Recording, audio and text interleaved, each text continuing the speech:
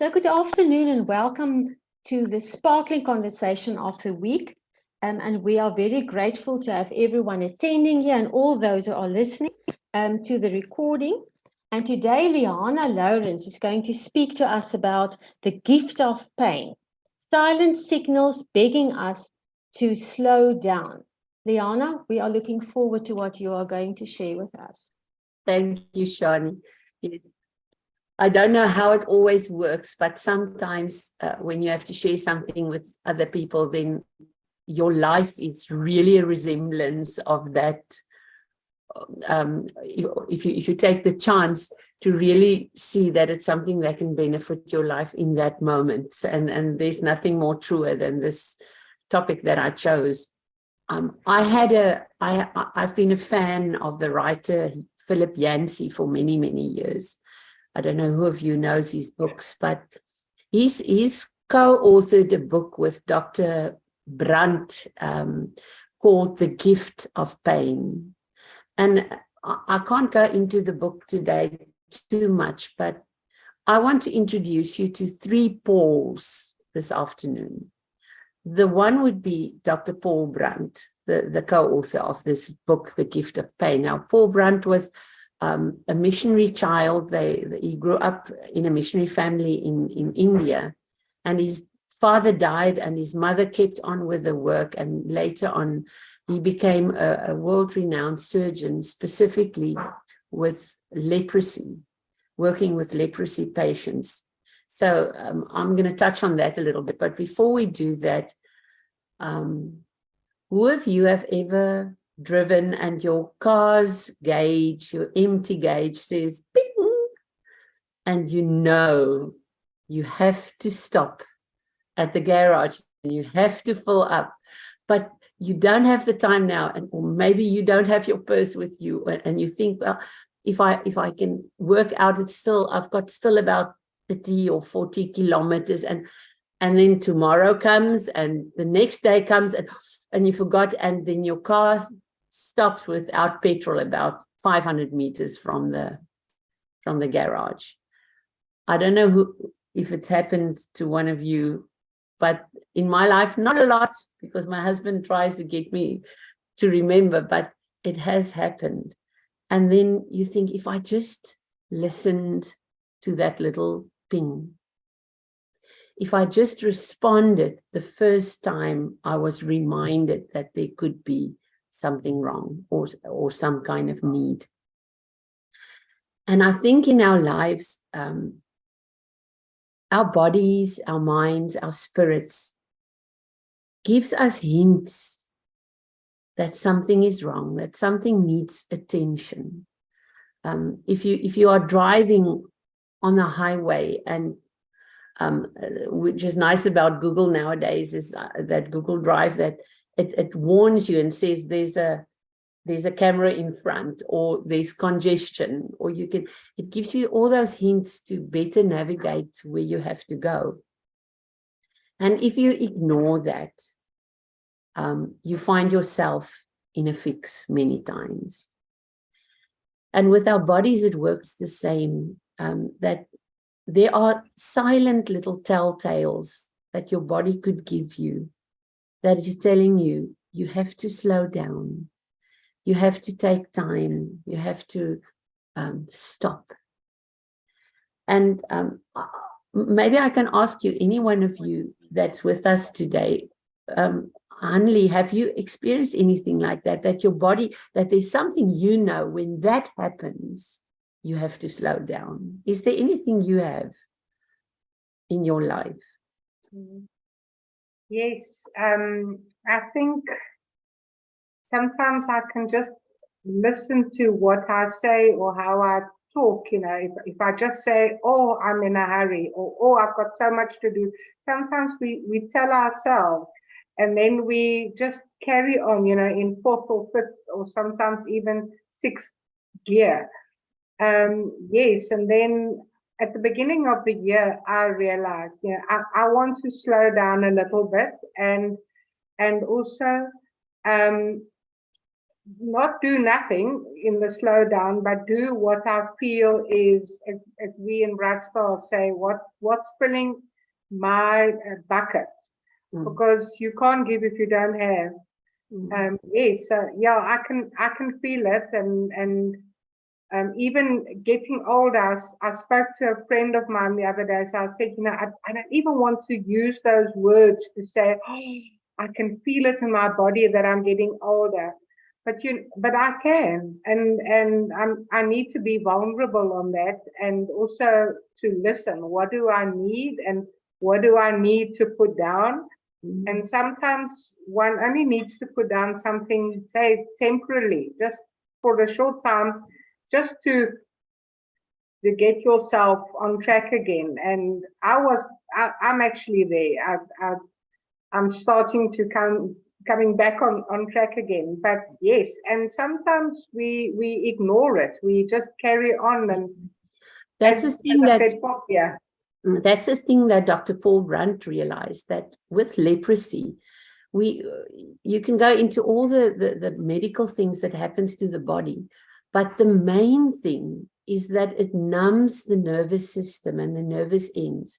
So many times leprosy patients get injured and hurt and misformed because they don't feel the heat anymore.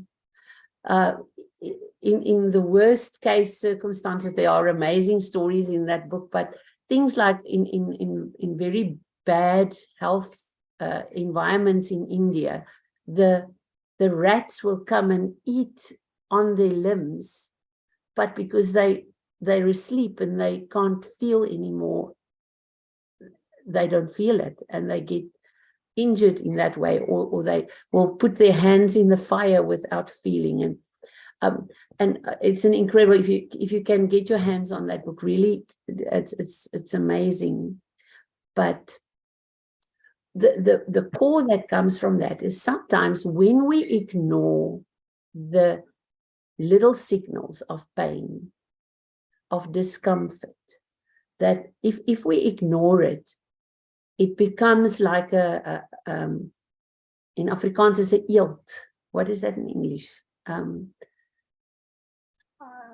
In the moment, but you know what I mean. It's like your heels become hard, and skin becomes hard and dense, and in time you don't feel anymore, and you ignore it more and more, and when it becomes worse, you don't realize it, and it's then when you crash, or when you really injure yourself emotionally and spiritually and physically in your body.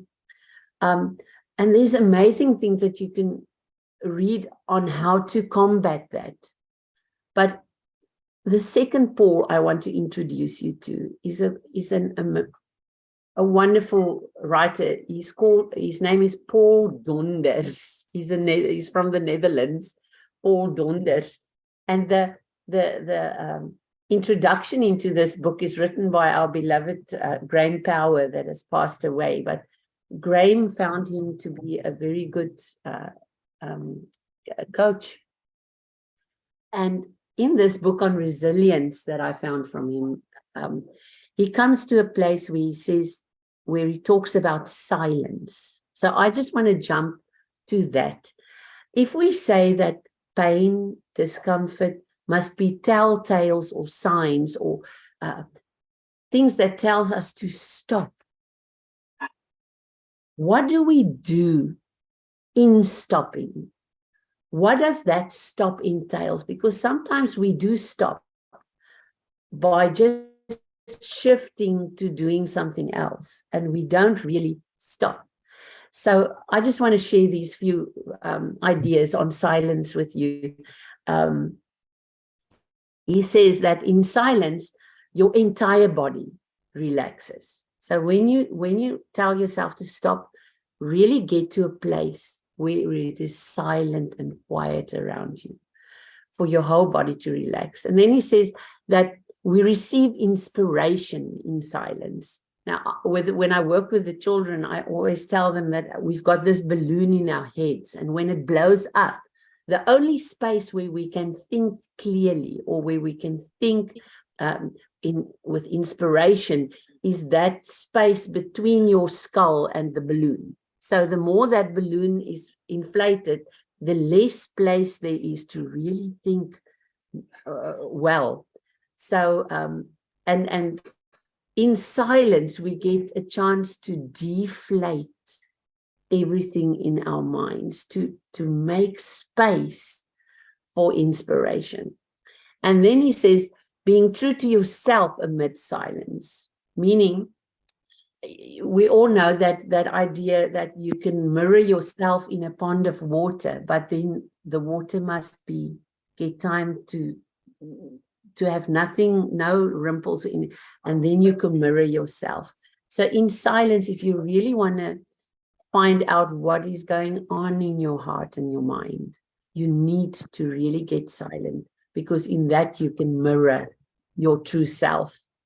And then he says, it's only in silence that we can really start listening to ourselves, listening to others, listening to what is going on around us. But we need to drown out all the white noise and just get to silence so that we can start picking up on the sounds of our heart.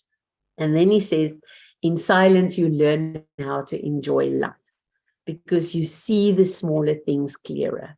If you speed through the West Coast in flower season, if you speed through it, you see the colors, but if you stop and then you see those tiny little flowers in between the leaves, and you get to enjoy things around you more. But I want to stop with the last one about, we all know that the monks live in silence most of the time. And then he says, the tradition of the monks, there are 4 steps in their silence, in getting silent. How do you stop? How do you get silent? The first thing he says, stop. Not when you are forced to stop, but when you have decided to stop. Get a set time to stop. Not being forced in it, but get times in your day that you stop. Then he says, get outside your normal environment. So if you're inside, go outside. If you work outside, go into a closet, or move from the normal space in that set time that you want to get silent. And then he says, become comfortable with the silence. Don't be afraid of silence. Don't be afraid not to have anything to do. Become comfortable with that silence. And then he says, when that has happened, start to listen to your inner heart and to wisdom.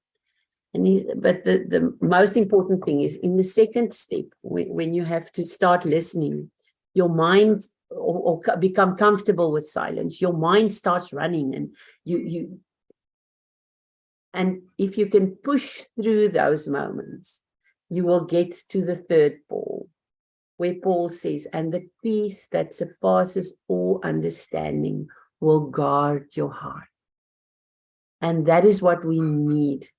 When red lights flash in our lives, try to stop and to get silent, so that the peace of God that surpasses all understanding will guard our hearts and our minds and our futures.